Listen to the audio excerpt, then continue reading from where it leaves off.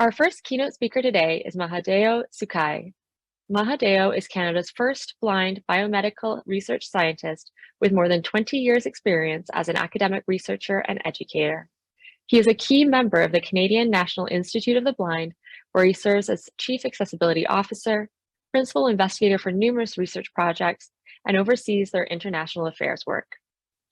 Mahadeo was not able to attend live today as he and his wife recently welcomed a new baby, but he was kind enough to submit a recorded talk for our conference today. Welcome, Mahadeo. Hello, everyone. So glad to be here with you, even if only virtually. I love tea. It's one of my two vices.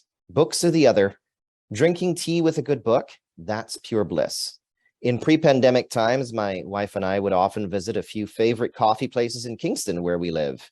Life has changed, of course, with the pandemic, and will change more as I'm speaking with you via pre-recorded session as my wife and I are expecting our first child the week of the conference. I have a hard time with coffee and tea shops generally.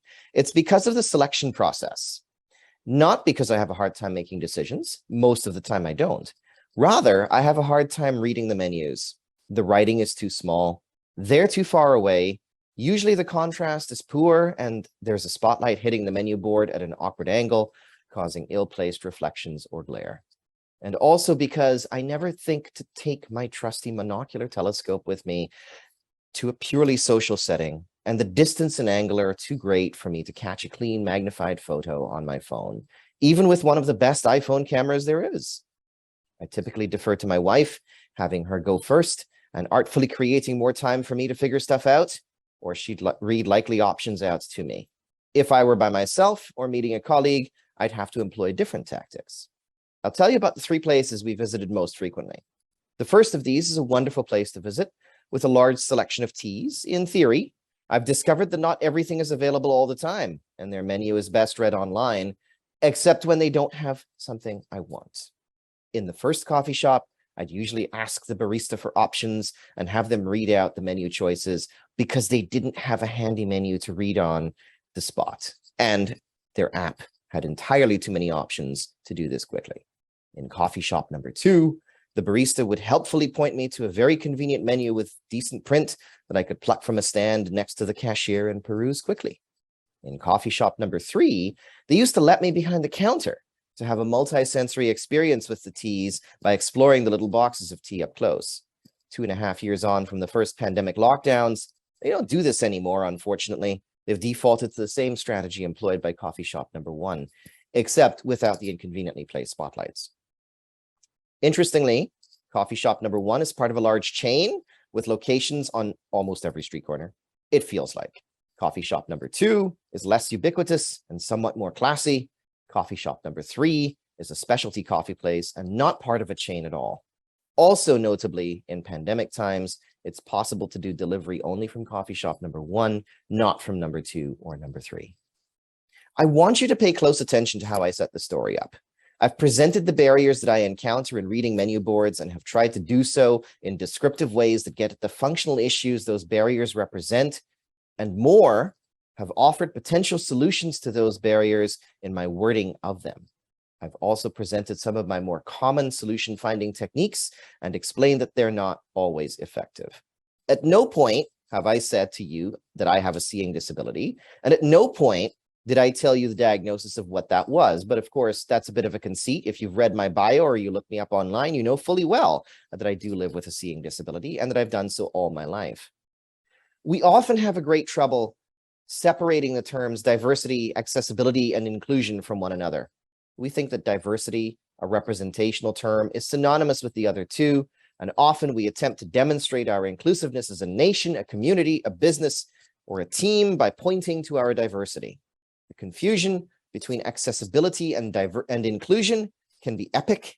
They're often thought to mean exactly the same thing, but for two supposedly distinct, non-overlapping populations. Accessibility, in gigantic air quotes, is often reserved for and claimed by the communities of persons with disabilities. Inclusion, also in gigantic air quotes, is associated with the full participation of other diverse groups, be it ethnic diversity, gender diversity, religious diversity, diversity of sexual orientation, language diversity, and so on. There is a problem with that line of thinking, however. Yes, it's true that I live with a seeing disability and have done so all my life, but it is also true that I'm a South Asian Caribbean descended first-generation immigrant male who is married and lives in a double-income household. Realistically, I cannot and shouldn't be expected to separate those identities from one another. Let's come back to the tale of the three coffee shops. Coffee shop number 1 represents diversity at its finest, a glorious selection of teas. Coffee shop number 2 represents accessibility, menus online on the menu board behind the counter and in print, and all teas available all the time. And coffee shop number 3 represents inclusion. My agency of choice is empowered since I get to interact with the teas on my own terms without need for assistance by going behind the counter. This story is illustrative of a few things about how we as a society think and talk about disability, accessibility, and inclusion, not just the persons with disabilities, but for everyone. We may argue that all 3 coffee shops are accessible to me as a person with a seeing disability. However, they were not all accessible in quite the same way, and I would argue that some were more accessible and inclusive than others, and one was, pre-pandemic, most inclusive of all. First, coffee shop number 1 is emblematic of how we're taught to think about accessibility and how most of us do so. There's a process or environment in place. Someone needs assistance, they have to request it. We get to look puzzled that someone needs assistance for such an obvious thing. Sometimes we say something insulting and stupid, like, can't you read the menu? It's back there. But because outcomes matter and we don't want to lose a customer, especially if the manager is watching us, we ultimately go right ahead and offer the assistance requested. Coffee shop number 1 is also illustrative of an important distinction between something being accessible and something being usable. They have an online menu accessible to me on my phone, but what good is the menu if items on it are not available and there's no notice of that? It's not very usable then, is it? Those of us who work in the accessibility and inclusion space often have to be careful not to confuse these things. And when we design something, we need to make sure it is both accessible to all individuals and usable by them. Coffee shop number 2 presents their menus in multiple formats, recognizing that maybe the menu board isn't all that accessible, and so they give us at least 2 ways to parse the information in store. 3, technically, because they absolutely would answer questions if asked. They would also recognize up front that for many reasons, someone may not want to or be able to read a menu board. Arguably, coffee shop number 2 isn't just emblematic of accessibility, it is also emblematic of elements of inclusion, which is distinct enough concept that it's worth calling out.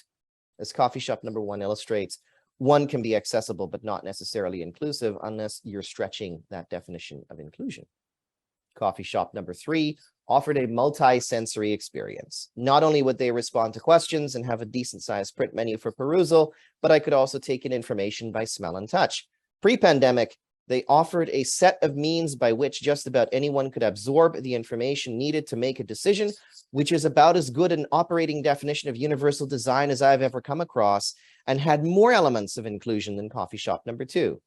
Before the pandemic, if I had a choice, I'd have chosen coffee shop number 3 hands down, and in fact was a frequent visitor and gave them a lot of my business.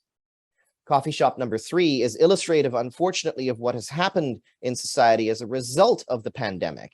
Inclusion and universal design have been downplayed or sacrificed in favor of health and safety, and many places default to the example set by coffee shop number 1. And unfortunately, in many instances, not even that. This, in my mind, reinforces a false tension between accessibility, inclusion, and universal design, and the public good. How this plays out over the next few years as we learn to live with COVID-19 and as we prepare for whatever is next isn't just something to watch. In my perspective, it's something we all have to take an active role in shaping. Coffee shops number 2 and 3, pre-pandemic, were also great examples of accessibility by design, in air quotes. Effectively, proactively thinking about solutions that would benefit persons with disabilities and implementing them up front without having to be asked. This is in contradistinction to the accessibility by response approach, where solutions are implemented upon request. Accessibility by design recognizes that solutions for persons with disabilities are at worst value neutral, as well as not obvious for others.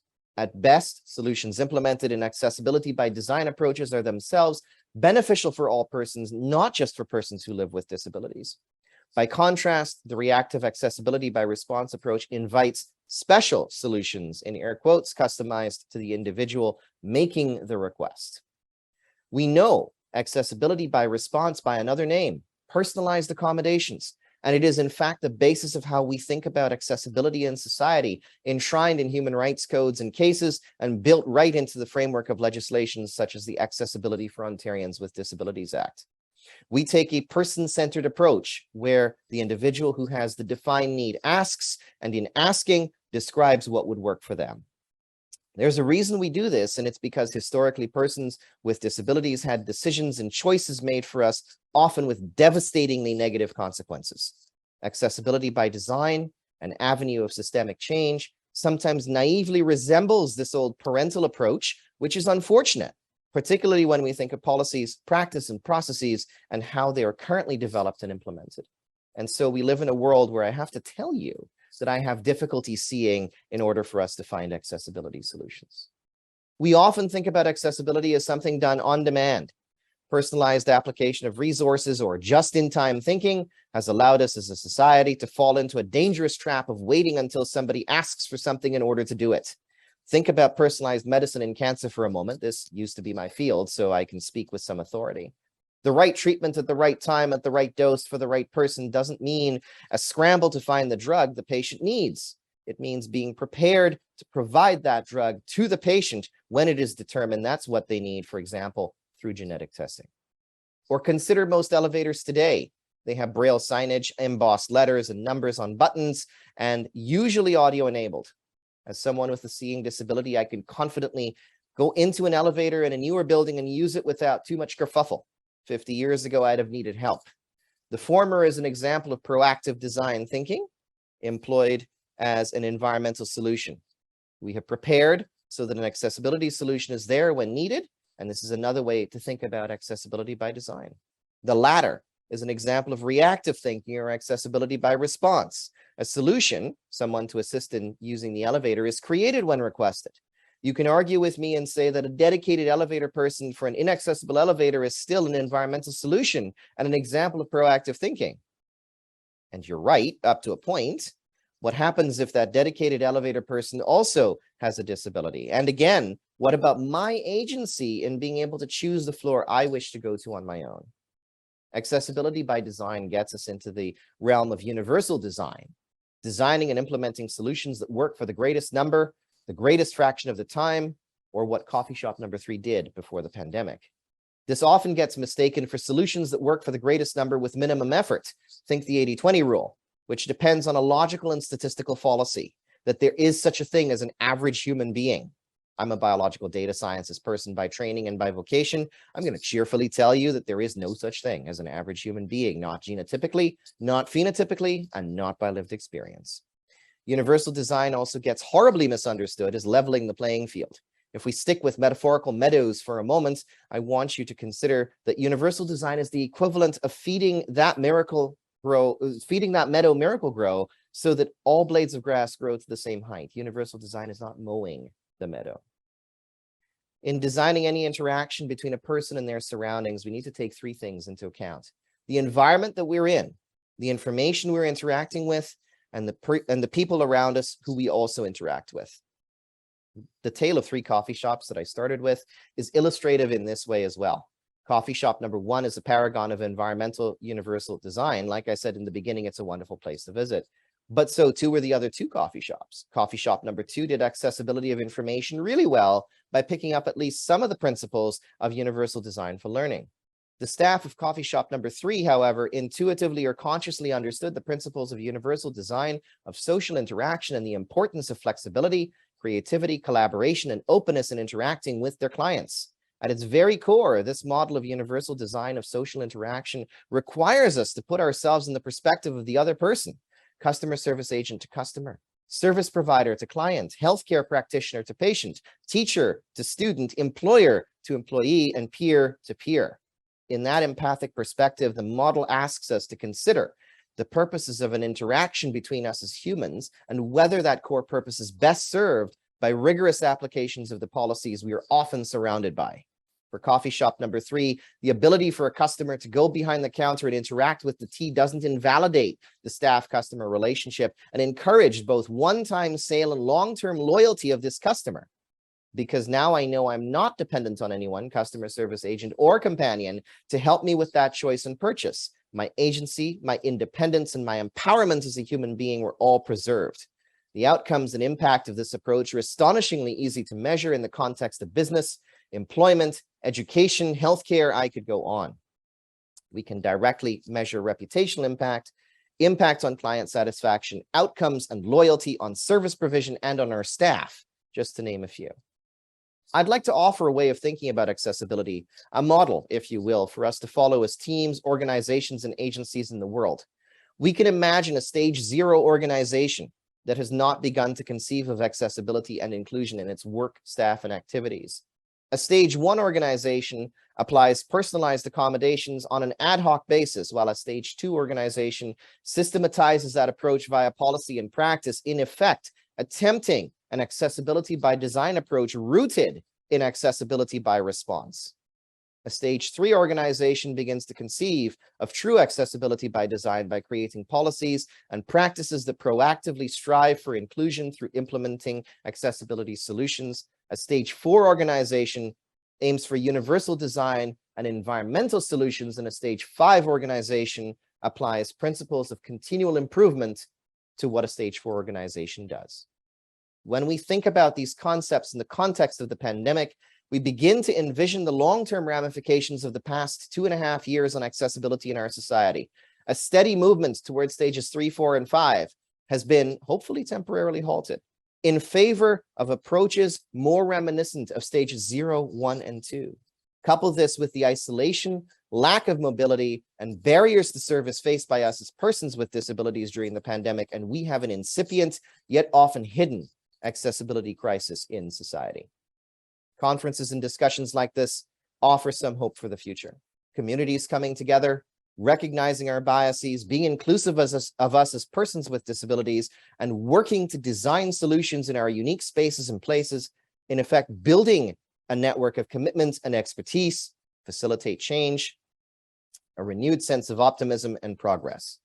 Thank you for listening, and I wish you excellent discussions.